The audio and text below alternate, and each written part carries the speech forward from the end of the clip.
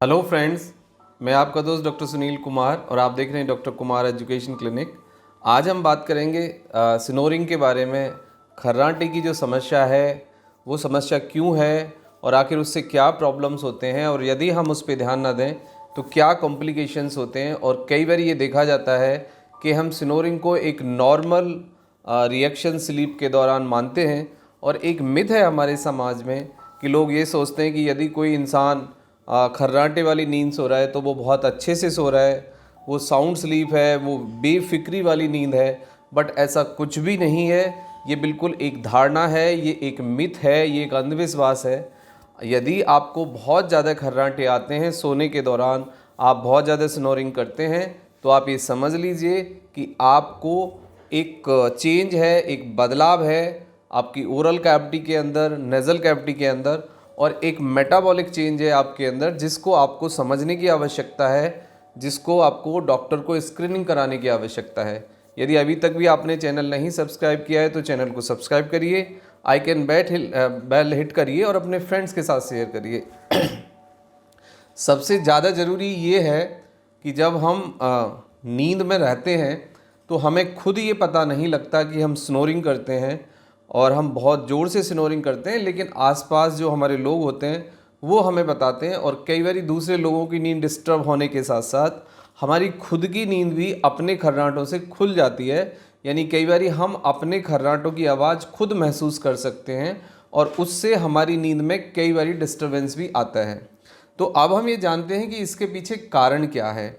यदि आपकी nasal cavity यानी आपकी जो नोज़ की बोन है, या मास मसल्स जो मस्कुलर रीजन है, यानी बीच में हड्डी है और दोनों साइड में जो पैसेज है आपका नेज़ल कैविटी में, वो यदि आपका मास बढ़ गया है, यानी कंजेशन है, यानी रुकावट है, या फिर कोई सिस्ट फॉर्मेशन है, या फिर कोई इन्फेक्शन के कारण नेज़ल कंजेशन बना रहता है आपको, तो फिर आपको खर्राटे आएंगे। यानी सोने के दौरान आपको एक हैवी क्रैकिंग साउंड डेवलप होगा।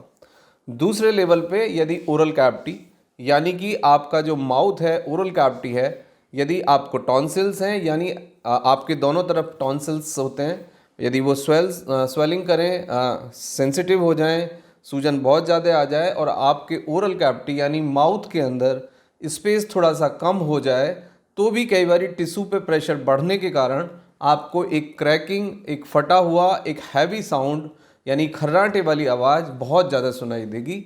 दूसरे लेवल पे यदि आपको नेक के चारों तरफ बहुत ज़्यादा फैट है, यानी आपको डबल चिन के साथ साथ यदि नेक पे आपको बहुत ज़्यादा फैट है, तो भी आपको खर्राटे आ सकते हैं। इसके बाद साथ दूसरे कुछ क्लिनिकल रीज़न भी होते हैं इसके पीछे, जैसे फैटी लिवर, बहुत ज़्यादा मोटापा, रात में कोई सेडेटिव्स, या बहुत ज़्यादा अल्कोहल का लेना।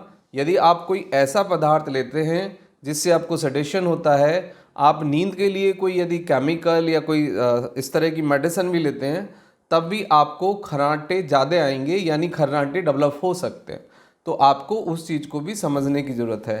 अंडरलाइन डिसीज़ में आपका मोटापा है, फैटी लीवर है, प्लस आपका कुछ नशे के पदार्थों का इस्तेमाल करना है, वो एक प्रॉब्लम है। उसके बाद यदि हम इसको रिपोर्ट ना करें, ना समझें, तो क्या कॉम्प्लिकेशंस हो सकती हैं। स्नोरिंग के साथ साथ एक स्लीप एपनिया भी डेवलप होता है। स्लीप एपनिया का मतलब है कि आपको ब्लड प्रेशर हो सकता है, आपको मेटाबॉलिक डिसऑर्डर हो सकता है, आपको कुछ ऑब्स्ट्रक्टिव कंजेशन हो सकता है, यानी आपकी सांस की नली में और आपकी जो एयर पैसेज है उसमें कुछ रुकावट हो सकती है, जिसके कारण आपका ब्लड प्रेशर बढ़ सकता है, आपकी पल्स रेट बढ़ सकती है, और आपको इवन स्ट्रोक तक आ सकता है। दिल और दिमाग के दौरे का रिस्क भी आपको बढ़ जाता है। मोस्ट ऑफ द केसेस में ये देखा जाता है कि आपको ब्लड प्रेशर और मोटापा और एक मेटाबॉलिक चेंज आ रहा होता है, जिसके कारण डे बाई डे आपको स्नोरिंग वाला जो साउंड है वो बढ़ता है, आपको नींद की क्वालिटी डिस्टर्ब होती है, आपका ब्लड प्रेशर इरेगुलर होता है, आपका पल्स रेट इरेगुलर होता है, आपका रेस्पिरेटरी रेट इरेगुलर होता है, यानी कि जो क्लिनिकल सिम्टम्स हैं वो बदलते हैं, प्लस आपका जो सिस्टम है वो प्रॉपरली रेगुलेट नहीं हो पाता है। यानी रेस्ट वाला जो टाइम है, यानी जो दो पल्स रेट के बीच में या बीपी का जो फ्लक्चुएशन है वो बहुत ज़्यादा रहता है। अब यदि इस तरह की कोई प्रॉब्लम है तो हम इसको कैसे नेचुरली देख सकते हैं? आपका जो नेचुरल इसमें मेथड्स हैं, जो नेचुरल ट्रीटमेंट है, जो आप अपने लेवल पे कर सकते हैं, नेज़ल क्लीनिंग, यानी आप नोज़ को सुबह शाम अच्छे से क्लीन करें और आप स्टीम इनहेलेशन कर सकते हैं नेज़ल क्लीनिंग के लिए, या फिर कोई आप नेजल कंजेशन यदि आपको रहता है तो कोई Otrivin type of the nasal spray या नेजल ड्रॉप भी डाल सकते हैं। उसके बाद आता है डायफ्राम ब्रीथिंग, यानी खाली पेट आप अपने डायफ्राम ब्रीथिंग करें, यानी पेट को पूरा अंदर खींचें और सांस बाहर छोड़ें। इससे भी बहुत फ़ायदा होता है। थर्ड लेवल पे ब्रीथिंग एक्सरसाइज, यानी अल्टरनेट नेजल ब्रीथिंग, यानी एक तरफ से पूरा सांस भरें और दूसरी तरफ से सांस निकालें। इसको हम अल्टरनेट ब्रीथिंग कहते हैं। आप इसको अनुलोम विलोम प्राणायाम भी समझ सकते हैं।